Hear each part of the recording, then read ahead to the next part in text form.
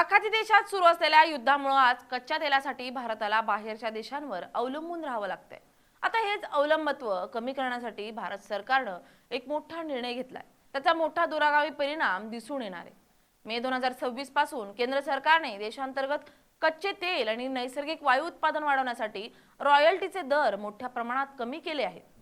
Petroleum आणि नैसर्गिक वायू मंत्रालयाने 8 मे 2026 रोजी या संदर्भातील अधिसूचना जारी केली।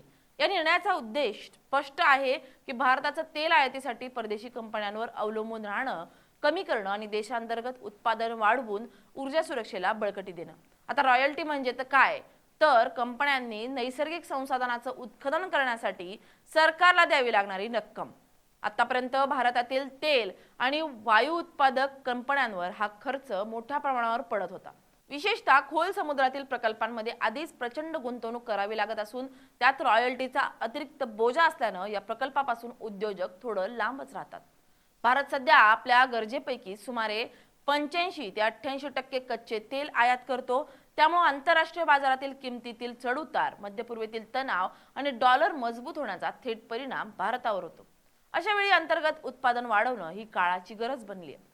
सरकारच्या या निर्णयामुळे उत्पादन करणाऱ्या कंपन्यांचा खर्च कमी होईल, नफा क्षमता वाढेल आणि नव्या उत्खनन प्रकल्पांना आर्थिकदृष्ट्या व्यवहार्य बनवता येईल। त्यामुळे हा निर्णय केवळ कर सवलत नसून भारताच्या ऊर्जा स्वावलंबनाच्या धोरणातील एक महत्त्वाचं पाऊल मानलं जातं।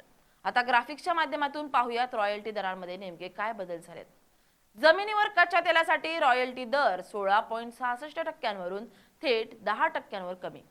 खोल समुद्र आणि अति खोल समुद्र प्रकल्पांना विशेष सवलत।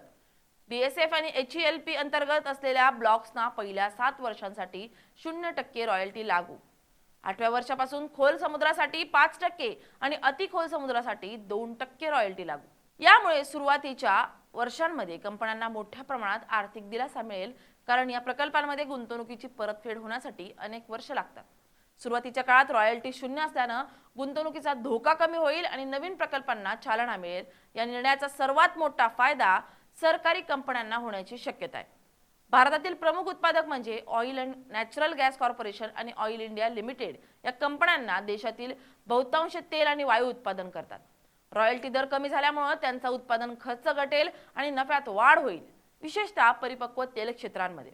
उत्पादन टिकवण्यासाठी आवश्यक असलेल्या गुंतवणुकीसाठी अतिरिक्त आर्थिक क्षमता उपलब्ध होईल। याशिवाय खासगी आणि परदेशी कंपन्यांसाठीही भारत अधिक आकर्षक गुंतवणूक गंतव्य ठरू शकतो। HELP आणि DSF धोरणांतर्गत आधीच अनेक ब्लॉक्स उपलब्ध करून देण्यात आले।